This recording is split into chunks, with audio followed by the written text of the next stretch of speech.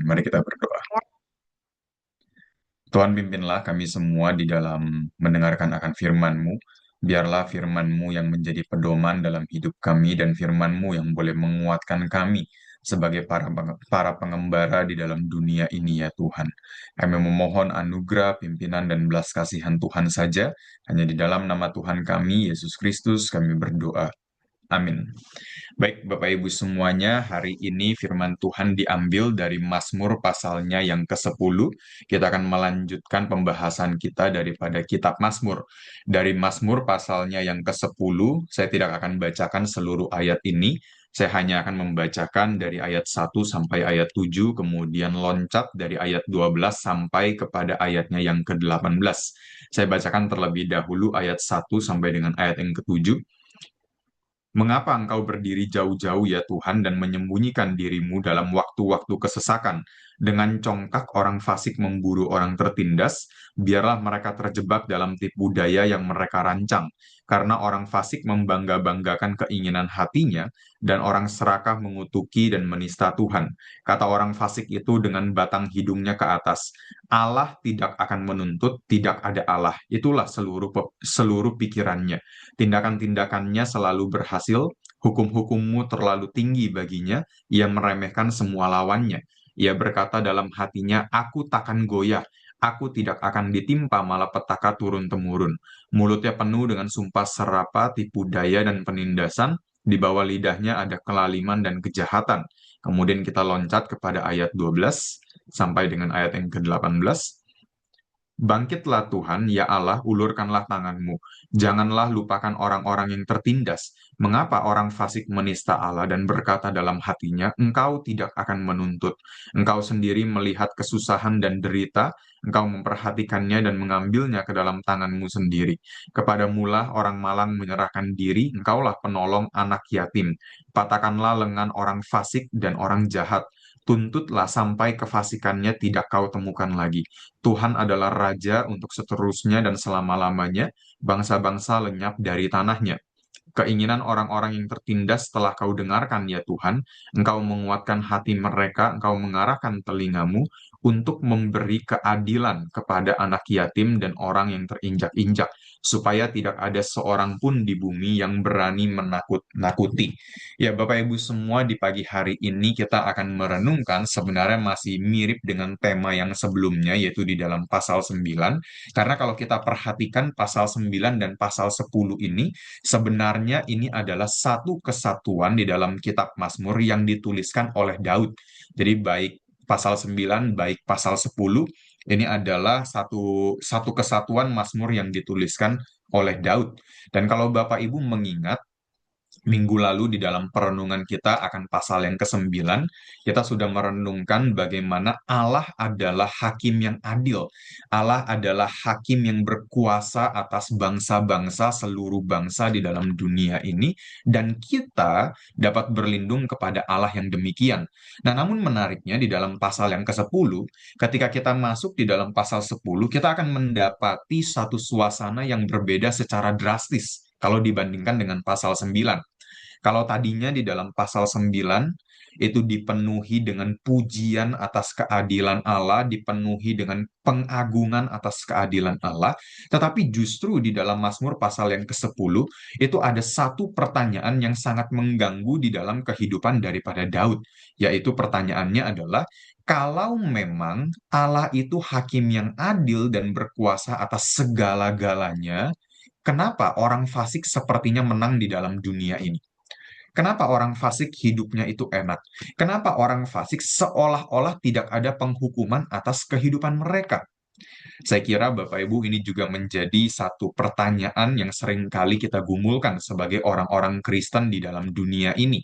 Kalau misalnya ya Bapak Ibu, kalau misalnya semua orang fasik hidupnya tidak enak, semua orang baik hidupnya enak, kita mungkin tidak akan muncul pertanyaan yang demikian, kita merasa ya itu memang adil. Yang fasik mendapatkan malapetaka, yang baik mendapatkan keindahan di dalam kehidupannya. Nah, itu menjadi sesuatu yang adil di dalam pikiran kita.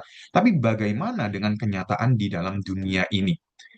Orang fasik justru hidup dengan enak. Ketika kita membaca berita misalnya, ketika kita ya melihat sosial media, kita melihat apapun yang terjadi di dalam dunia ini di sekitar kita, mau tidak mau kita pasti akan bertemu dengan ketidakadilan. Pasti. Nggak mungkin kita selalu bertemu dengan keadilan dalam dunia ini. Banyak ketidakadilan yang terjadi di dalam hidup kita, di sekitar kita, di dalam dunia ini. Misalnya, sebagai contoh, ada rakyat kecil, ya memang dia mencuri salah juga sebenarnya. Dia mencuri karena lapar, lalu dipukulin sampai mati, lalu dipenjara sekian tahun di dalam kemiskinannya. Nah, tetapi di sisi yang lain, ada juga mereka yang korupsi begitu banyak, korupsi dengan terang-terangan. Kita bisa melihat banyak contohnya orang-orang yang korupsi dengan terang-terangan, tapi hidup mereka justru damai-damai saja. Kalaupun ditangkap, mereka pun masih bisa hidup dengan mewah. Mereka masih bisa beli kamar, mereka masih bisa bayar hakim, mereka masih bisa dapat fasilitas, mereka mendapatkan hukuman yang ringan atas alasan-alasan yang aneh gitu ya. Sedangkan orang-orang kecil itu menderita di dalam kemiskinannya. Nah, apalagi Bapak Ibu kalau kita sebagai seorang Kristen di dalam dunia ini, saya kira kita banyak menemukan ketidakadilan yang terjadi. Ada orang-orang Kristen yang benar-benar berusaha menjaga integritas dirinya. Ada orang-orang Kristen yang tidak mengganggu orang lain, hidup baik-baik, ibadah dengan baik-baik, tapi justru mendapatkan malapetaka. Bahkan ada orang-orang Kristen yang sampai dibunuh hanya karena beriman kepada Yesus Kristus. Ada saja masalah yang terjadi kepada kita sebagai orang-orang Kristen. Sedangkan di sisi yang lain, ya di dalam dunia yang penuh dengan dosa ini, banyak orang-orang yang hidupnya dengan sembarangan, banyak orang-orang yang hidupnya tidak takut kepada Tuhan, tapi justru penuh dengan kenikmatan di dalam kehidupannya. Sehingga Bapak Ibu kalau kita lihat di dalam ayatnya yang kedua sampai dengan ayatnya yang ketujuh, di sana ada dua kesimpulan yang orang fasik itu seringkali miliki atau pegang di dalam kehidupannya. Nah, saya kira juga ini sangat relevan bagi setiap daripada ya kita yang hidup di dalam zaman ini ketika kita melihat orang-orang fasik. Apa yang menjadi pikiran mereka ketika mereka melakukan kejahatan di dalam dunia ini? Yang pertama, kalau kita lihat di dalam ayatnya yang keempat, di sana dikatakan orang-orang fasik berkata, Allah tidak akan menuntut, tidak ada Allah. Tentu saja Bapak Ibu ini bukan hanya berbicara mengenai orang-orang yang terang-terangan mengatakan bahwa dirinya ateis, tapi ini juga bisa berbicara tentang mereka yang ateis secara praktis. Nah, ini yang justru lebih berbahaya. Kalau orang-orang yang ateis kan kita tahu mereka langsung jelas mengatakan saya tidak percaya kepada Allah. Tapi bagaimana dengan orang-orang yang ateis secara praktis? Orang Kristen pun bisa jatuh ke dalam ateis praktis, yaitu orang-orang yang mengaku saya percaya ada Tuhan, saya percaya Dia berkuasa atas segala sesuatu, saya mau beribadah kepada Dia, tapi di dalam kehidupannya sehari-hari imannya itu dipisahkan dari segala sesuatu yang dia kerjakan. Jadi tidak ada iman yang menjadi dasar dari pekerjaan dia, dari segala sesuatu yang dia lakukan. Nah, ini namanya ateis secara praktis. Beriman, tapi imannya itu tidak dilakukan di dalam segala tindakan ya sehari-harinya. Sehari-harinya dia melakukan A, melakukan B, tapi nggak pernah pikirkan kehendak Tuhan. Dia mau mengerjakan A, mau mengerjakan B, tapi tidak ada takut akan Tuhan di dalam kehidupannya. Nah, itu namanya ateis secara praktis atau Kristen KTP lah. Dia mengaku ada Allah, tapi hidupnya seolah-olah mengaku tidak ada Allah. Nah, ini salah satu yang dipikirkan daripada orang-orang fasik. Mereka merasa hidup ini tidak ada Allah. Hidup ini tidak akan ada tuntutan daripada Allah itu sendiri. Nah, sedangkan yang kedua, yaitu di dalam ayatnya yang keenam. Nah, ini juga salah satu kesimpulan yang seringkali diambil oleh orang-orang fasik. Di dalam ayat 6 saya bacakan, ia berkata dalam hatinya, aku takkan goyah, aku tidak akan ditimpa malapetaka turun-temurun. Nah, inilah menjadi pikiran daripada orang fasik. Mereka yakin mereka kebal dari penghukuman Tuhan. Mereka merasa ya hidup ini berjalan dengan lancar walaupun saya jahat, walaupun saya fasik. Saya kekayaannya bertambah, posisi saya semakin tinggi, apalagi Bapak Ibu kalau kita kan sering dengar ya, ada satu quote yang sarkas sedikit gitu ya. Quote ini mengatakan segala sesuatu dapat diatur dengan uang, money talks, uang berbicara. Uang bisa melakukan segala sesuatu. Kalau saya punya uang, saya bisa kebal dari hukuman di dalam dunia ini. Nah, ini yang membuat akhirnya mereka percaya diri Tuhan tidak mungkin dapat memberikan hukuman atas hidup mereka. Tuhan tidak mungkin bisa memberikan malapetaka di dalam kehidupan mereka. Nah, itu sebab Bapak Ibu, ya, kalau kita lihat di dalam ayatnya yang pertama, Daud ini memulai Mazmur dengan satu pertanyaan yang sebenarnya sangat dalam. Mengapa engkau berdiri jauh-jauh ya Tuhan? Di dalam kebingungannya, di dalam Daud melihat realita yang terjadi di dalam dunia ini, Daud merasa Tuhan itu tidak hadir atau Tuhan itu tidak bertindak ketika orang-orang fasik melakukan kejahatan di dalam kehidupannya.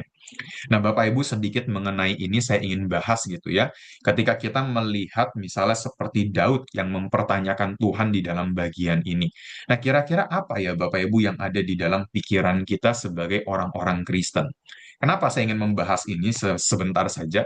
Karena ada daripada orang-orang Kristen, ya sebagian orang Kristen mungkin tidak terlalu banyak juga, tapi sebagian orang Kristen, ada yang menganggap kalau kita mempertanyakan Tuhan, kalau kita itu sedang misalnya mempertanyakan Tuhan atau kita bertanya tentang rencana Tuhan, nah itu menandakan iman kita adalah iman yang lemah. Iman kita adalah iman yang gampang goyah. Kita itu sedang kehilangan iman. Kita sedang meragukan Tuhan kalau kita itu bertanya tentang Tuhan atau bertanya kepada Tuhan. Nah, padahal Bapak Ibu itu tidak benar. Ketika Daud bertanya di dalam bagian ini, yaitu ayat yang satu, Daud itu tidak sedang kehilangan imannya kepada Tuhan. Daud itu tidak sedang meragukan Tuhan di dalam kehidupannya. Misalnya kalau kita lihat di dalam Alkitab, banyak orang-orang di dalam Alkitab yang justru juga bertanya kepada Tuhan. Misalnya sebagai contoh, Ayub di dalam kebingungannya, dia juga bertanya kepada Tuhan. Musa, ketika dia memimpin bangsa Israel, lalu dia melihat bangsa Israel mendapatkan celaka A, celaka B, menghadapi A, menghadapi B.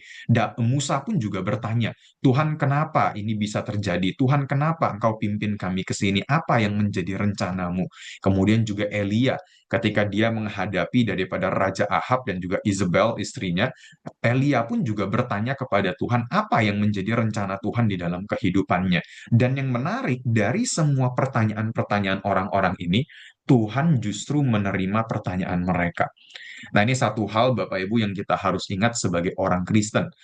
Iman yang sejati itu bukan iman yang tidak pernah bertanya, tapi iman yang sejati adalah iman yang membawa kita kepada Tuhan di dalam ketidaktahuan kita, di dalam kebingungan kita, dan juga di dalam pergumulan kita. Sekali lagi, Bapak Ibu semuanya, iman yang sejati itu bukanlah iman yang tidak pernah bertanya, melainkan iman yang sejati adalah iman yang membawa kita kepada Tuhan di dalam ketidaktahuan kita, di dalam kebingungan kita, dan juga di dalam pergumulan kita. Ya, kalau saya berikan gambar misalnya sebagai contoh, seperti Bapak Ibu yang sudah menikah di dalam Zoom daripada ini, Bapak Ibu yang mendengarkan khotbah ini. Misalnya seperti Bapak Ibu yang sudah menikah, suami pulang larut malam tanpa mengabari istri.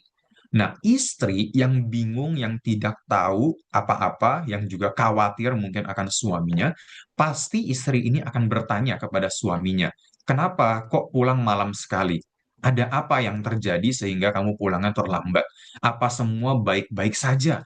Kenapa kamu kok pulangnya sampai tengah malam dan sebagainya?" Nah, semua pertanyaan ini bukan menandakan hubungan ini tidak sehat, justru semua pertanyaan ini menandakan menandakan ada hubungan yang sehat antara istri dengan suaminya dan suami dengan istrinya. Justru karena hubungan yang sehat, maka istri bertanya kepada suami. Jadi jangan sampai kita berpikir sebagai orang Kristen, wah saya nggak perlulah tanya sama Tuhan. Yang penting percaya saja. Jangan tanya-tanya sama Tuhan, biarin Tuhan dengan rencananya. Tidak, Bapak Ibu. Jikalau kita ada kebingungan, ketidaktahuan di dalam hidup kita, tetap ada ruang untuk datang dan bertanya kepada Tuhan. Tetap ada ruang untuk kita itu bisa berbicara dan juga menyatakan pertanyaan kita dengan jujur kepada Tuhan. Tuhan, kenapa ya saya mengalami penyakit ABC misalnya? Tuhan, kenapa ya keluargaku seperti ini? Tuhan, kenapa ya usahaku seperti ini? Tuhan, apa yang menjadi rencanamu di dalam kehidupan saya? Kita boleh bertanya kepada Tuhan dengan hati yang jujur. Nah, hanya saja Bapak Ibu, ada satu perbedaan yang jelas antara orang-orang yang bertanya dengan tujuan untuk meninggalkan Tuhan, dengan mereka yang bertanya dengan tujuan untuk tetap berjalan bersama-sama dengan Tuhan. Orang yang ingin meninggalkan Tuhan biasanya bertanya hanya untuk menjadi alasan meninggalkan Tuhan. Dia tanya, Muse, atau cuan tahu, kenapa ya kok hidup saya seperti ini? Lalu dia nggak mau lagi datang ke gereja. Seolah-olah dengan bertanya itu menjadi alasan yang sah untuk dia meninggalkan Tuhan di dalam kehidupannya. Nah, sedangkan berbeda dengan yang kedua. Mereka, yaitu orang-orang yang bertanya untuk tetap berjalan bersama dengan Tuhan, mereka bertanya lalu meminta pertolongan daripada Tuhan. Mereka bertanya karena mereka kenal siapa Tuhan itu dan mereka tahu Tuhan bisa menolong kehidupan mereka. Nah, ini dua hal yang berbeda. Satu bertanya karena ingin meninggalkan Tuhan, yang satu lagi bertanya karena dia tahu siapa itu Tuhan dan dia ingin meminta pertolongan dari Tuhan yang dia kenal itu. Nah, inilah yang sebenarnya dilakukan oleh Daud ketika dia bertanya, "Mengapa engkau berdiri jauh-jauh?" Justru karena Daud itu tahu siapa Tuhan di dalam kehidupannya, maka Daud dengan jujur datang bertanya dan juga meminta pertolongan daripada Tuhan. Ini kita bisa lihat di dalam ayatnya yang ke-12. Saya bacakan ayat 12 sekali lagi bagi kita. Di situ Daud mengatakan, "Bangkitlah Tuhan, ya Allah, ulurkanlah tanganmu, janganlah lupakan orang-orang yang tertindas." Di sini Daud meminta Tuhan sendiri yang bangkit dan Tuhan sendiri yang mengulurkan daripada tangannya. Di sini kita melihat Bapak Ibu, Daud tidak bergantung pada kekuatannya sendiri. Padahal kalau kita melihat latar belakang daripada kehidupan Daud, secara manusia, Daud itu bukan orang yang lemah. Ini saya berbicara secara manusia. Secara manusia, secara kelihatannya, Daud itu bukanlah orang yang lemah. Dari sejak masa mudanya, Daud sudah melawan singa, Daud sudah melawan beruang. Kemudian Daud juga dikatakan dia mengalahkan musuh berlaksa-laksa. Saul beribu-ribu, tapi Daud itu berlaksa-laksa. Secara manusia, Daud bisa saja mengatakan, saya akan urus ini. Semua masalah, semua orang fasik bisa saya urus di dalam kehidupan saya. Namun yang Daud katakan justru adalah, Tuhan, ulurkanlah tanganmu. Bangkitlah Tuhan. Kenapa Daud mengatakan hal seperti ini?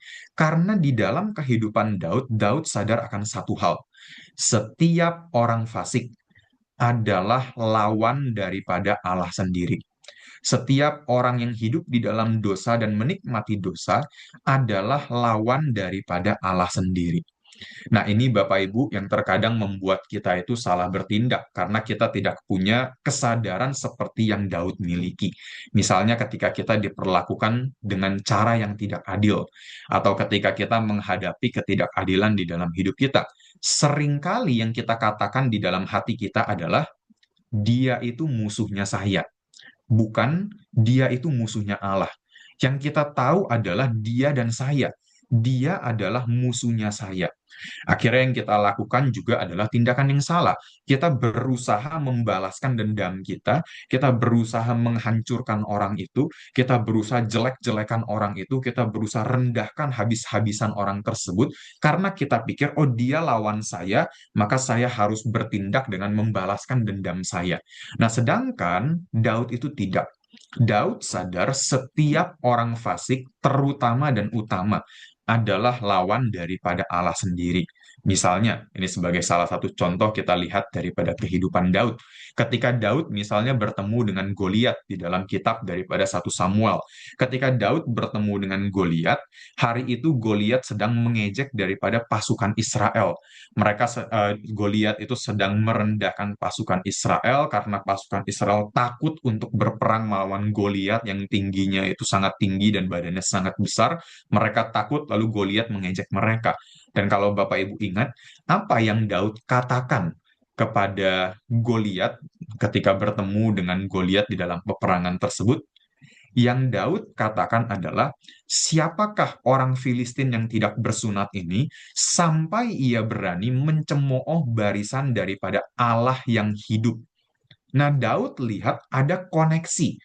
Orang yang fasik itu adalah musuh daripada Allah, bukan musuh daripada pasukan Israel semata-mata, bukan musuh daripada Daud itu sendiri, bukan musuh daripada Raja Saul karena Saul yang memerintah pada hari itu, tapi Goliat adalah musuh daripada Allah sendiri.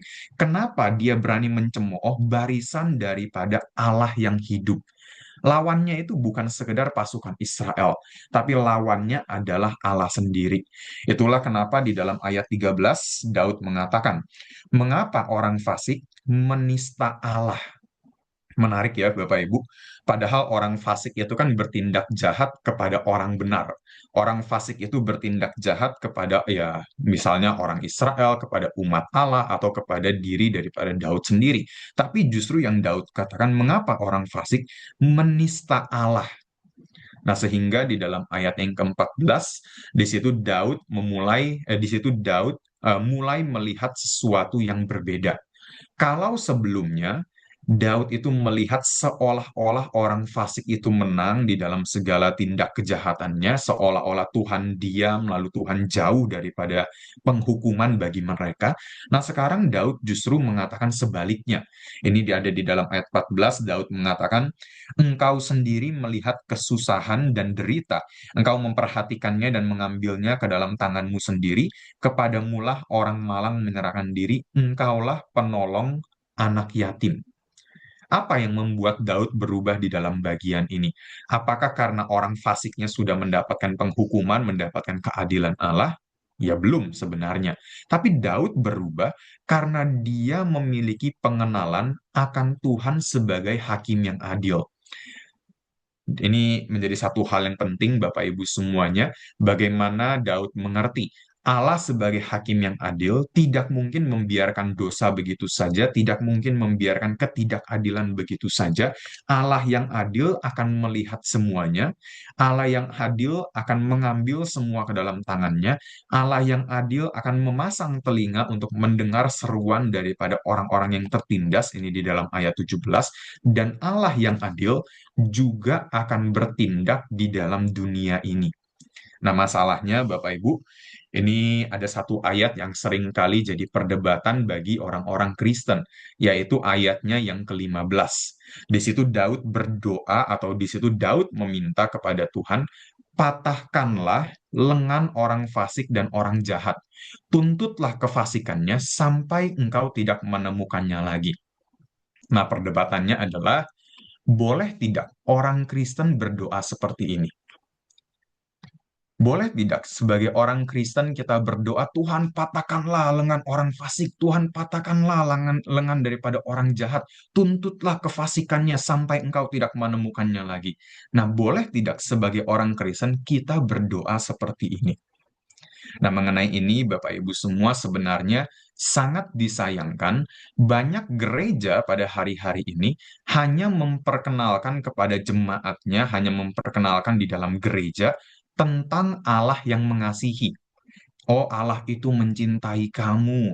Allah itu mengampuni kamu. Allah itu pasti menerima kamu apa adanya. Walaupun itu betul, saya tidak mengatakan itu salah. Saya setuju dengan perkataan itu karena Alkitab menyatakannya. Tetapi seringkali menjadi pesawat yang pincang.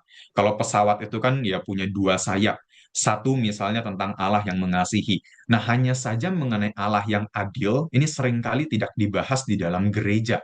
Nah, makanya banyak orang Kristen beranggapan doa yang ada di dalam ayat 15 ini atau perkataan Daud di dalam ayat 15 ini harusnya tidak boleh dikatakan oleh orang-orang Kristen. Ini dianggap sebagai suatu dosa, dianggap sebagai sesuatu yang tidak boleh untuk mengutuki musuh ya di dalam dunia ini, yaitu musuh yang tidak adil. Maksud saya orang-orang tidak adil, orang-orang fasik, itu tidak boleh dikatakan seperti ini sebagai orang-orang Kristen. Nah, padahal Bapak Ibu semua, ada yang namanya imprecatory prayer. Nah, ini adalah dalam bahasa Indonesianya doa meminta penghukuman Tuhan. Nah, ini sebenarnya adalah satu doa yang boleh kita naikkan kepada Tuhan. Ketika kita berdoa, kita meminta penghukuman Tuhan tiba kepada orang-orang yang fasik di dalam dunia ini. Nah, tetapi kita perlu ambil bordernya atau kita perlu ada batasannya. Kita meminta Tuhan memberikan penghukuman bukan karena kebencian di dalam hati kita secara pribadi, bukan karena kebencian atas hidup kita sendiri. Misalnya, ada satu orang yang benar-benar ya berlaku misalnya dengan jahat atas kehidupan kita, kemudian kita bilang di dalam doa kita, Tuhan, pokoknya saya benci sama dia, saya dendam sampai mati sama dia. Tuhan tolong supaya hidupnya itu begini, begini, begini, begini, begini. Nah, itu tentu bukanlah imprecatory prayer yang benar. Nah, melainkan doa yang kita naikkan, ini doa imprecatory yang lebih baik dan benar, yang sesuai dengan Alkitab. Ketika kita berdoa meminta penghukuman tiba, dasarnya adalah karena kita meminta keadilan Tuhan dinyatakan. Karena kita meminta Tuhan itu menyatakan kekuasaannya sebagai hakim yang adil dan dunia boleh melihat bahwa dia adalah raja di atas segala raja. Nah, ini coba kita lihat di dalam ayatnya yang ke-16. Di dalam ayat 16 saya bacakan bagi kita semua.